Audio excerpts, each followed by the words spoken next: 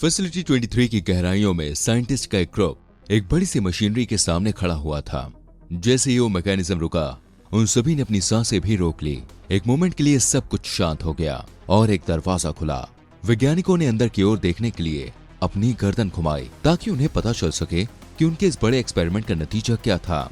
ये लोग SCP foundation के ग्रेटेस्ट माइंड्स में थे, लेकिन उन्होंने जो क्रिएट किया था उसे देखने के लिए वो प्रिपेयर्ड नहीं थे। 9 सितंबर 2008 का वो दिन था जब डॉक्टर चार्ल्स गियर्स, जो कि फाउंडेशन के आइकॉनिक साइंटिस्ट्स में से एक थे, उन्होंने government cold storage warehouse जैसी दिखने वाली बिल्डिंग के बाहर अपनी होंडा सिविक पार्क की थी। उन्होंने कॉफी पीते पीते उस बिल्डिंग को सर्वे किया, जिसे साइट 19 फैसिलिटी 23 के नाम से जाना जाता था। डॉक्टर गियर्स, जो कि साइट 19 में यूक्लिड लेवल कंटेनमेंट के फॉर्मर डायरेक्टर थे, वो यहाँ क्या कर रहे थे? वो यहाँ इसलिए थे क्योंकि SCP-914 की ऑफिशियली टेस्टिंग शुरू होने वाली थी। फाउंडेशन ने कुछ समय पहले एक मशीन एक्वायर कर ली थी जिसे SCP-914 नाम दिया गया था, लेकिन हाल ही में हुए रिक्लासिफिकेशन के बाद ही इसे फैसिलिटी 23 में रीलोकेट किया गया था। ये करना जरूरी होगा क्योंकि पूरी फैसिलिटी को SCP-914 पर रिसर्च करने के लिए रीपर्पस किया जा रहा था। वो लोग एक बहुत ही कॉम्प्लिकेटेड और एनॉमलस टेक्नोलॉजी के साथ डील कर रहे थे और सभी के होठों पर सिर्फ एक सवाल था, आखिर ये करती क्या है? इसका जवाब पाने के लिए डॉक्टर आर्थर हैकेट, फैसिलिटी के डायरेक्टर, ने डॉक्टर गियर्स की क्लिनिकल असिस्टेंस मांगी थी। अपनी मॉर्निंग कॉफी खत्म करने के बाद डॉक्टर गियर्स अंदर गए। फैसिलिटी के security chief agent Alan Sedna building की सिक्योरिटी को बढ़ा रहे थे और कुछ भी हो जाने के केस में कम से कम 2 mobile task force unit already call पर थी। ऑफिशियल टेस्टिंग का पहला दिन हमेशा से ही एक क्रैप शूट होता है। SCP-294 की तरह या तो आप एक अच्छी ड्रिंक ले सकते हैं या फिर आपको एक्स की class end of the world scenario देखने को मिल सकता है। आपको कुछ नहीं पता होता। मेन एंट्रेंस की तरफ ग्रेनाइट की सीढ़ियां चढ़ते हुए डॉक्टर गियर्स को सिर्फ इतना पता था कि उन्हें अभी से थकान महसूस होने लगी थी। आप जब पिछले कई दशकों से एनॉमलस ऑब्जेक्ट्स और एंटिटीज के साथ डील कर रहे हो, तो ये वंडर और मिस्ट्री का सेंस खत्म होकर किसी भी ऑफिस वर्कर की रोजमर्रा वाली लाइफ से रिप्लेस हो जाता है। सभी को पता था कि डॉक्टर गियर्स अपने काम के प्रति बहुत ही डिवोटेड थे, लेकिन वो अपने काम को एक इमोशनलेस तरीके से करते थे। आप उन्हें देखकर ये नहीं बता सकते थे कि वो अगले रूम वाले डेडली एनॉमलस क्रिएचर के बारे में सोच रहे थे या ये सोच रहे थे कि उन्हें उस दिन लंच में क्या खाना है। सिक्योरिटी पास करने के बाद डॉक्टर लूसियस वेरिटास, साइट 19 के डायरेक्टर ऑफ रिसर्च, उन्हें ब्रेक रूम की तरफ ले गए। उन्होंने डॉक्टर गियर्स को समझाया कि मशीन बिना किसी पावर सोर्स के काम कर रही थी। उसका मैकेनिकल स्ट्रक्चर इंडस्ट्रियल रेवोल्यूशन वाली मशीन के जैसा था, लेकिन उस समय बनाई गई किसी भी चीज की तुलना में ये बहुत ही ज्यादा कॉम्प्लेक्स था। 914 मशीन के स्ट्रक्चर की एनालिसिस से पता चला कि इसमें 8 मिलियन मूविंग पार्ट्स हैं और हो सकता है कि ये एस्टिमेट भी इनकम्प्लीट हो। ये सुनते हुए डॉक्टर गियर्स का चेहरा वैसे ही ब्लैंक था जैसा हमेशा रहता है। उन्होंने सिर्फ अपना सिर हिलाया और एनॉमली को देखने को कहा। 2 गार्ड्स उन्हें कंटेनमेंट चैम्बर 109B के अंदर लेकर गए। सभी फाउंडेशन टेस्ट्स के अनुसार मशीन से कंटेनमेंट ब्रीच या गार्ड्स को नुकसान पहुंचाने जैसा कोई खतरा नहीं था, जिसकी वजह से इसको सेफ डेजिग्नेशन मिली हुई थी। इसलिए साइट पर मौजूद गार्ड्स के अलावा 914 के कंटेनमेंट प्रोसीजर मिनिमल थे। टेस्ट करने के बाद इस डेजिग्नेशन को बदलने की जरूरत थी या नहीं, ये डॉक्टर गियर्स को जल्द ही पता चलने वाला था। SCP-914 देखने में बहुत ही शानदार थी। एक बड़ा क्लॉकवर्क मैकेनिज्म, लगभग 18 स्क्वायर फीट की जगह और स्क्रू ड्राइवर्स, बेल्ट, पुली, स्प्रिंग्स और गियर्स का कॉम्प्लेक्स कॉम्बिनेशन। ये किसी भी रिसर्चर को देखने में कॉमिक लग सकता था। इस तरह के डिवाइस को टेस्ट करने के लिए डॉक्टर गियर्स को रिक्रूट करने की जरूरत पड़ी थी, पर कॉमेडी तो डॉक्टर गियर्स की स्पेशलिटी थी नहीं। वो बड़े ही फैसिनेशन के साथ मशीन को देख रहे थे और उसके वाइटल कंपोनेंट्स को एनालाइज कर रहे थे। गियर्स ने एक सिलेक्शन पैनल के नीचे एक बड़ी सी मेन स्प्रिंग देखी। पैनल कॉपर का था और अलग अलग ऑप्शंस की सीरीज के ऊपर एक एरो में एक नॉब फिक्स्ड था। ऑप्शंस थे रफ, कोर्स, 1 to 1 फाइन और वेरी फाइन। इस मशीन को ऑपरेट करने और मेन स्प्रिंग को वाइंड करने के लिए सिलेक्शन पैनल के नीचे एक बड़ी सी की भी थी। इसके बाद डॉक्टर गियर्स ने नोटिस किया कि बड़े कॉपर ट्यूब्स की मदद से 2 बड़े बूथ्स मशीन से कनेक्टेड थे। लेफ्ट साइड वाले बूथ पर इंटेक लिखा था और राइट साइड वाले पर आउटपुट। तुरंत ही डॉक्टर गियर्स इस मशीन का पर्पस समझ गए। इसे किसी तरह के ट्रांसफॉर्मेटिव प्रोसेस के लिए बनाया गया था, जिसमें इंटेक बूथ में कुछ डालना था, लेकिन ये किस तरह का ट्रांसफॉर्मेटिव प्रोसेस हो सकता था, यही तो डॉक्टर गियर्स को पता लगाना था। एक्सपेरिमेंट सिंपल था। उन्हें इनएनिमेट ऑब्जेक्ट्स और लिविंग टिश्यूज के कई सारे सैंपल्स इकट्ठे करने थे। इन सैंपल्स के अलग अलग परम्यूटेशंस को यूज करके 914 मशीन की ट्रांसफॉर्मेटिव एबिलिटीज के बारे में पता लगाना था। 05 कमांड और साइट डायरेक्टर के अप्रूवल के बाद फैसिलिटी 23 में मौजूद 47 रिसर्चर्स के साथ डॉक्टर गियर्स ने अपनी रिसर्च शुरू कर दी। रिस्क को कम करने के लिए डॉक्टर गियर्स ने सबसे पहले 1 किलोग्राम स्टील को टेस्ट करने की सोचा। उनके ऑर्डर के अनुसार स्टील को इंटेक बूथ में डाला गया। डॉक्टर के अप्रूवल के बाद एक जूनियर रिसर्चर ने कंट्रोल पैनल की सेटिंग को रफ सेट किया। इसके बाद वो तब तक मेन स्प्रिंग की को ट्विस्ट करता रहा जब तक बूथ का दरवाजा बंद नहीं हो गया और फिर अंदर से एक बेल की आवाज आई। मशीन में आवाज होने लगी। उसके 8 मिलियन पीसेस चालू हो गए। ये लगभग 10 मिनट तक चलती रही। उसके बाद आउटपुट बूथ खुला। जो 1 किलोग्राम सिंगल का टुकड़ा था वो अब कई अनइवन टुकड़ों में टूट चुका था और देखकर ऐसा लग रहा था कि उसमें लेजर कटिंग हुई है। डॉक्टर गियर्स ने इस बात को सोचा कि इस तरह के मशीन के अंदर लेजर का होना अनोमलस है और रफ सेटिंग लगाने पर इंटेक बूथ वाला ऑब्जेक्ट एक मेसी तरह से टुकड़ों में काट दिया जाता है। डॉक्टर गियर्स ने इस बात को नोट किया कि रफ सेटिंग पर किसी भी तरह के एक्सप्लोसिव मटेरियल को टेस्ट करना सही नहीं होगा क्योंकि इससे बिल्डिंग भी डिस्ट्रॉय हो सकती थी। रिसर्च कंटिन्यू किया गया।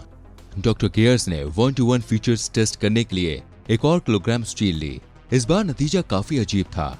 आउटपुट बूथ में उतने ही वजन के स्टील स्क्रूज थे। ये नतीजा डॉक्टर गियर्स के इंप्रेसिव एनालिटिकल माइंड में कुछ कनेक्शन जनरेट कर रहा था। सबसे पहले 1-to-1 फीचर में 914 मशीन का आउटपुट इंटेक से कुछ अलग पर फिर भी सिमिलर था। इस पर और टेस्ट करने की जरूरत थी, पर यह समझ आ रहा था कि एनोमलस होने के बावजूद 914 मशीन में फिजिक्स के लॉस फॉलो हो रहे थे। मशीन में जिन भी सैंपल्स को डाला जाता था उसका मास सेम रहता था और एटॉमिक लेवल पर उन्हें एक एलिमेंट से दूसरे में नहीं बदला जाता था। इसके बाद डॉक्टर गियर्स ने फाइन सेटिंग लगाकर स्टील का एक और टुकड़ा मशीन के अंदर डाला। नतीजे में 1 किलोग्राम स्टील के कारपेट टेक्स थे। इससे डॉक्टर गियर्स ये समझ पाए थे कि फाइन फीचर लगाने के बाद इंटेक बूथ में डाला जाने वाला सैंपल इंप्रूव हो जाता है। लेकिन चीजें तब बहुत अजीब हो गईं जब गियर्स ने वेरी फाइन सेटिंग लगाकर यही एक्सपेरिमेंट रिपीट किया। आउटपुट बूथ से कई सारी गैसेस निकलने लगी और ऐसा अननोन मेटल का टुकड़ा बाहर आया जिसकी प्रॉपर्टीज अनोमलस लग रही थी, जैसे कि यह 50,000 डिग्री तक की हीट को रेसिस्ट कर सकता था। इसे फोर्स लगाकर बैंड या ब्रेक नहीं किया जा सकता था और ये इलेक्ट्रिसिटी का एक परफेक्ट कंडक्टर था। डॉक्टर गियर्स को अपना टास्क बहुत ही इंटरेस्टिंग लगने लगा था। क्या उनके चेहरे की स्माइल को किसी दूसरे रिसर्चर ने देख लिया था? बिल्कुल नहीं। आखिरकार डॉक्टर गियर्स को इस बात के लिए जाना चाहता था कि उनके चेहरे को कोई नहीं पढ़ सकता था। डॉक्टर ने 914 मशीन में और भी ज्यादा कॉम्प्लेक्स आइटम्स को टेस्ट करने की सोची। उन्होंने अपने हाथ की घड़ी उतारी, उसे इनपुट बूथ में डाला और मशीन को कोर्स सेटिंग पर सेट कर दिया। इस केस में जब आउटपुट बूथ खुला तो वो घड़ी अपने पार्ट्स में डिसअसेंबल हो चुकी थी, लेकिन इन पार्ट को कोई भी नुकसान नहीं पहुंचा था। डॉक्टर ने नोट किया कि कोर्स सेटिंग रफ का थोड़ा माइल्ड वर्जन था। इसमें किसी भी ऑब्जेक्ट को बिना डैमेज किए अलग किया जा सकता था। उन्हें लगा कि उन्हें एक नई घड़ी खरीदने की भी जरूरत थी। इसके बाद डॉक्टर गियर्स ने एक रिसर्चर से उसका फोन सरेंडर करने के लिए कहा। कोई भी टेस्ट करने के लिए अपना फोन नहीं देना चाहता था, लेकिन आखिरकार एक रिसर्चर ने अपना ब्लैकबेरी कर्व डॉक्टर के सामने सरेंडर कर दिया। उन्होंने 1-to-1 सेटिंग लगाकर उसे इंटेक बूथ में डाला और 10 मिनट बाद आउटपुट बूथ से एक ब्रांड न्यू एप्पल आईफोन बाहर आया। पर यह दुखद था कि जिस रिसर्चर ने अपना ब्लैकबेरी डोनेट किया था उसे नई डिवाइस नहीं दी गई थी। अब doctor gears very fine setting लगाकर कुछ और कॉम्प्लेक्स ऑब्जेक्ट्स टेस्ट करना चाह रहे थे। जब उन्होंने देखा कि कोई भी और रिसर्चर अपनी कोई पर्सनल चीज नहीं देना चाह रहा था तो उन्होंने एक सिक्योरिटी मेंबर से कोल्ड पाइथन रिवॉल्वर ली और वेरी फाइन सेटिंग लगाकर उसे मशीन में डाल दिया। नतीजा ये था कि उसमें से इतना पावरफुल एनर्जी वेपन बाहर आ गया जिसमें गामा रेडिएशन निकल रहे थे।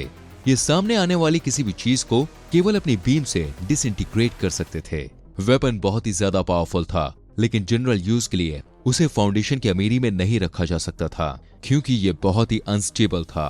कॉम्प्लेक्स ऑब्जेक्ट्स का डेटा कलेक्ट करने के बाद डॉक्टर गियर्स अगली स्टेज में जाने के लिए एक्साइटेड थे। Live test objects. उनके फेलो रिसर्चर्स को थोड़ा डर सा लग रहा था, पर फिर भी एक सफेद चूहे को लेकर एक्सपेरिमेंट जारी रखा गया। 1-to-1 सेटिंग लगाकर इंटेक बूथ में एक सफेद चूहे को डाला गया और मशीन को एक्टिवेट कर दिया गया। 5 मिनट बाद बिल्कुल सेम वैसा ही क्रिएचर बाहर आया, पर उसका फर ब्राउन कलर का हो गया था। जब रिफाइनरी प्रोसेस के बाहर वो चूहा जिंदा वापस आ गया तो डॉक्टर गियर्स ने अपने SCP-914 एक्सपेरिमेंट के लिए 2 चिम्प्स को यूज किया। पहली चिम्प को फाइन सेटिंग लगाकर मशीन में रन किया गया। रिजल्ट ये था कि ह्यूमन लेवल इंटेलिजेंस का एक चिम्प बाहर आया जिसे तब से डॉक्टर बेबो कहा जाता है और ये फाउंडेशन के लिए काम कर रहा है। डॉक्टर बेबो की प्राइवेसी को प्रोटेक्ट करने के लिए इस टेस्ट के डेटा को ऑफिशियल रिपोर्ट से हटा दिया गया है।